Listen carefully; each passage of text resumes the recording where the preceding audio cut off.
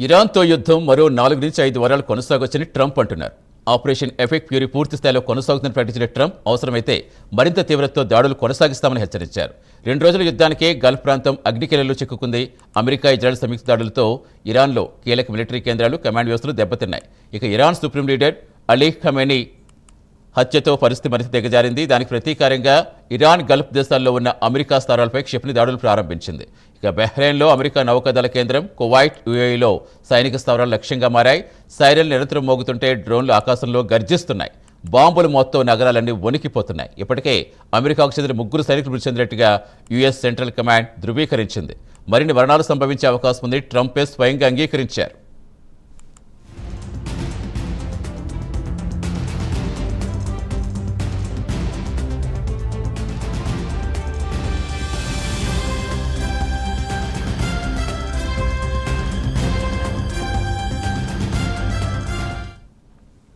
అటు ఇరాన్లో వందల సంఖ్యలో ప్రాణనష్టం జరిగినట్టుగా తెలుస్తోంది.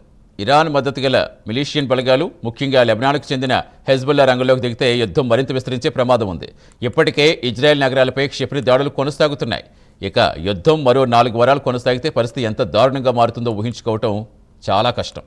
ప్రతిరోజు క్షిపణి దాడులు, వైమానిక దాడులు, డ్రోన్ దాడులు సాధారణమైపోతాయి. గల్ఫ్ ప్రాంతంలో చమురు శుద్ధి కేంద్రాలు, పోర్టులు, ఎయిర్పోర్టులు లక్ష్యాలవుతాయి. చమురు సరఫరా దెబ్బతింటే ప్రపంచ మార్కెట్లన్నీ కుదేలైపోతాయి. ఇక పెట్రోల్, డీజిల్ ధరలు ఆకాశాన్ని అడ్డుతాయి. స్టాక్ మార్కెట్లు కూలిపోయే అవకాశం ఉంది.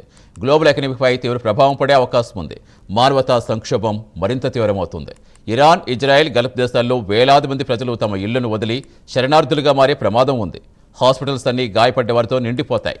విద్యుత్, నీటి సరఫరా వ్యవస్థలు దెబ్బతింటే ప్రజలు చీకటిలో, భయాందోళనలో జీవించాల్సి వస్తుంది. గల్ఫ్ దేశాల్లో పనిచేస్తున్న లక్షలాది విదేశీ కార్మికులు, ముఖ్యంగా భారతీయులు భయంతో రోజులు గడపాల్సి రావచ్చు. విమాన సర్వీసులు నిలిచిపోతే వేలాది మంది అక్కడే చిక్కుకుపోయే పరిస్థితి తలెత్తుతుంది.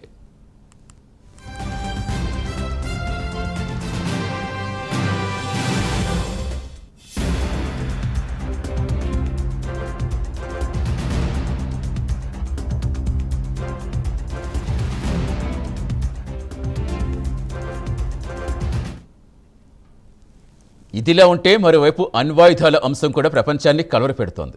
ఇరాన్ అణుసామర్థ్యాన్ని అడ్డుకోవడమే ఈ ఆపరేషన్ లక్ష్యమని ట్రంప్ అంటున్నారు. అయితే యుద్ధం మరికొన్ని రోజులు జరిగితే అణుకేంద్రాల లక్ష్యాలయ్యే ప్రమాదం ఉంటుంది. అలా జరిగితే అది ప్రాంతీయ యుద్ధం మాత్రమే కాకుండా ప్రపంచవ్యాప్తంగా పర్యావరణ, ఆరోగ్య సంక్షోభానికి దారితీయచ్చు.